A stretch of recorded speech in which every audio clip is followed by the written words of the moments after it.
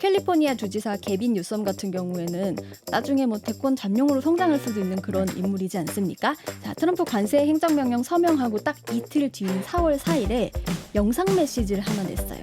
내용이 뭐냐면 캘리포니아 주정부 차원에서 전 세계와 새로운 무역 기회를 독자적으로 제공하겠다. 뭐 GDP 기준 세계 5위죠. 그렇습니다. 캘리포니아는 네, 웬만한 한 줄을 그냥 국가로 치면은 맞아요. 세계 5위예요. 웬만한 국가 저리 가라 하는 그런 캘리포니아에서 좀 독자적으로 방법을 찾겠다고 하면 뭔가 정말 찾을 수도 있을 것 같은 기후 전쟁에서도 좀 트럼프 대통령과 끝까지 맞서지 않을까. 캘리포니아의 그 아이덴티티 같은 그런 정책이잖아요. 자, 다음은 어떠한 이슈 또 알아볼까요? 네, 두 번째 소식입니다. 트럼프 밖에서는 관세 전쟁, 안에서는 기후 전쟁. 네, 결국 뭐 미국 얘기를 안 할 수가 없네요. 워낙 맞습니다. 새로운 좀 당혹스러운 정책들을 트럼프가 갖고 와서요. 예, 지금 기후 측면에서도 미국 내부에서 심상치 않은 조짐이 있습니다. 그래서 소개해드리려고 해요. 자, 발단은요. 관세 정책 발효하기 하루 전날인 지난주 8일 트럼프 대통령이 서명한 행정명령입니다. 어떤 내용이냐면 연방정부의 에너지 정책과 상충되는 기후변화 관련 주정부 법 집행을 중단하도록 펜 본디 법무장관에게 지시한 겁니다. 자, 우리가 계속 트럼프 대통령이 취임하더라도 기후변화 관련한 정책에 대해서 너무 극단적으로 뒤집기는 어려울 거다 이렇게 좀 예상을 했었던 근거 중에 하나가 바로 주정부의 개별 정책 아닙니까? 자, 이걸 무력화시키겠다는 거예요. 네. 이 미국 대통령이 갖고 있는 가장 강력한 권한 중에 하나가 영어로 Executive Order, 행정명령 이거거든요. 예. 지금 사실 미국의 연방 공무원들 20만 명이 졸지에 해고됐어요. 이게 이제 이유가 능력 부족을 이유로 능력이 안 능력 된다. 부족. 그래서 트럼프 행정부가 20만 명의 이러한 연방 공무원들을 해고했는데 이것도 행정명령으로 가능하게 됐다는 거거든요. 그게 네. 이제 각 주의 기후 정책까지 자신의 생각을 이제 강요하겠다 이런 흐름으로 보이네요. 맞습니다. 어디 겨냥했을 것 같으세요, 교수님? 뭐 아무래도 제일 크고 또 중요하고 제일 기후 정책에서 앞서가는 캘리포니아 아니겠습니까? 맞습니다. 이게 미국 정치 전문 매체 폴리티코가 행정명령 서명 딱 이뤄진 그 당일 저녁에요. 제목이 트럼프의 다음 전쟁은 주정부와의 기후전쟁이다. 이렇게 제목을 실었어요. 딱 기사 내고요. 이 행정명령은 캘리포니아에 13년 된 배출권 거래제를 겨냥했다. 이렇게 콕 집어서 지적을 했습니다. 캘리포니아주의 온실가스 배출권 거래제가 2013년 이제 도입이 됐죠. 그래서 미국 내에서 가장 규모가 크고 성공적이라고 평가를 받는 네. 제도입니다. 원래 처음 시작할 때는 그냥 2020년까지 이제 운영을 하기로 했었어요. 한 7년 정도 목표를 잡고. 그러니까 2020년까지 탄소 배출량을 1990년 수준으로 줄이겠다. 이렇게 돼 있었는데 이거를 2017년 그러니까 트럼프 1기 행정부 때 연장을 했어요. 주정부랑 주의회 차원에서 10년을 더 연장해서 2030년까지 탄소 배출량을 40% 추가로 더 줄이겠다. 이런 법안을 통과시켰습니다. 네. 예. 이 재밌는 거는 이 캘리포니아 안에서의 배출권 거래제의 산파역이 네. 아놀드 슈왈츠제네거 당시 주지사예요. 여기는 공화당 소속이거든요. 네. 예, 그렇게 해서 시작돼서 지금까지 흘러온 것인데 이걸 이제 연방 정부가 트럼프가 이걸 막겠다는 것이고 이 사실은 캘리포니아는 전기차 의무 공급제처럼 친환경 정책이 있어 가장 미국 내에서 앞서가는 그래서 내년 되면은 35%의 모든 차량은 다 전기차로 의무적으로 공급하게 하겠다. 10년 뒤인 2035년에는 내연기관차 판매는 아예 캘리포니아에서는 금지시키겠다. 막 이런 식으로 가는 그런 주기 때문에 지금 아주 강대강으로 아주 부시시하고 보면 되겠습니다. 네, 그러니까 자, 캘리포니아주의 행보가 트럼프 대통령에게는 꽤 눈에 가시였던 모양입니다. 네, 이기 행정부 들어서 지금 트럼프 대통령도 좀 더 강력해져서 맞아요. 돌아왔잖아요. 그러니까 이번에는 아예 집권 초부터 주정부 휘어잡고 들어가겠다. 좀 기선 제압하는 것처럼도 보여요.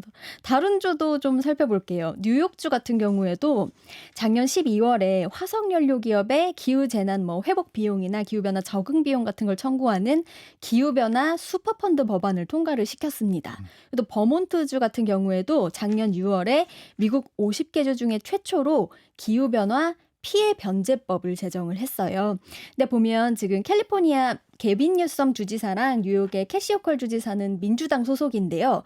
버몬트주의 필 스콧 주지사는 또 공화당 소속입니다. 그러니까 방금 아까도 아놀드 슈워제네거 예. 때 그 공화당 소속이지만 좀 반대로 기후변화 네. 관련해서는 트럼프와 좀 다른 행보를 네. 보였다고 말씀을 하셨는데, 자, 지금도 보면은 주정부의 뭐 집권당 소속이랑 상관없이 자, 나는 반기후 정책을 갈 건데 여기에 방해하는 주는 가만두지 않겠다. 약간 이런 의미로 음. 풀이가 되고 있어요. 네. 예.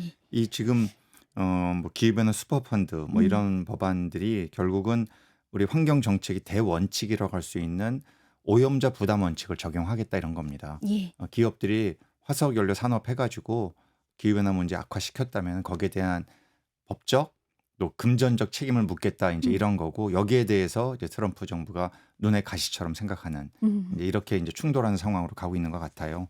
기업에다가 비용 부담을 네. 물리는 부분에 네. 대해서. 그렇죠. 예, 이제 버몬트주를 조금 살펴볼게요. 자, 집권당이 공화당이라고 말씀을 드리긴 했는데 원래는 여기가 전통적인 민주당 그렇죠. 우세 예. 지역이죠. 예. 텃밭이죠. 미국 동부 지역이니까요. 예, 아무래도. 미국 예. 진보 진영 대표주자 버니 샌더스 상원 의원 지역구이기도 하고요. 필 스콧 현 주지사가 또 공화당 대선 경선 때 트럼프 말고 니키 헤일리 전 그 주유엔 대사를 좀 지지를 했던 인물입니다. 또 공화당 집권 지역이지만 트럼프 정책에 기본적으로 우호적이지 않고 좀 진보적인 색채가 아주 짙은 지역이라는 것도 좀 참고할 만한 것 같습니다. 자, 일단 결국에 어쨌든 기후 대응 관련해서 좀 연방 행정부와 다른 목소리를 못 내게 하겠다. 요런 그 행정 명령이죠. 자, 근거를 좀 살펴를 봤어요. 그래서 명령 이유를 좀 설명을 하고 있는데 타당한지 한번 들어보세요. 네. 이렇게 연방 행정부와 상충하는 각 주의 기후 법률과 정책이 국가 간 그리고 각 주 사이에 뭐 공기, 물, 천연자원 관련해서 자꾸 논쟁을 유발하고 다른 주의 사업까지 부당하게 차별을 한다. 또 각 주끼리에 평등이란 말을 했어요. 평등을 침해하고 법적 근거도 없이 자의적이고 과도한 벌금을 소급 적용한다.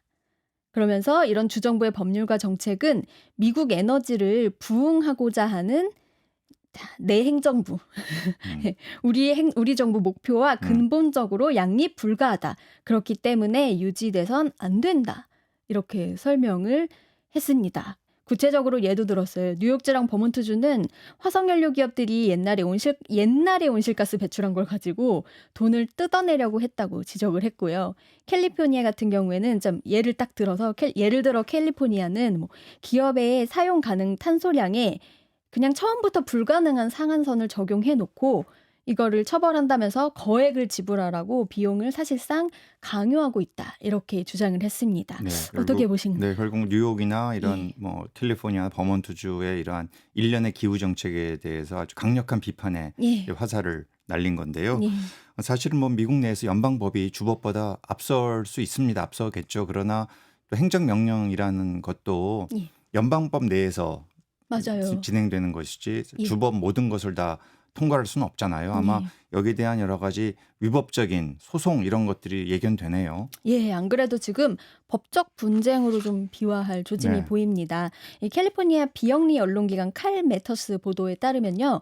컬럼비아 로스쿨의 도시기후법을 다루는 세빈 센터의 에이미 터너 센터장이 이런 말을 했어요. 수정헌법 10조에 따르면 연방정부가 법률로 정하지 않은 부문에서는 주 당국이 자체적 법규를 규정할 권한이 있다. 연방정부가 마음에 안 든다고 막 그냥 못하게 할 수는 없다. 그러다가는 분명히 헌법적 위기를 초래할 거다라고 지적을 했습니다.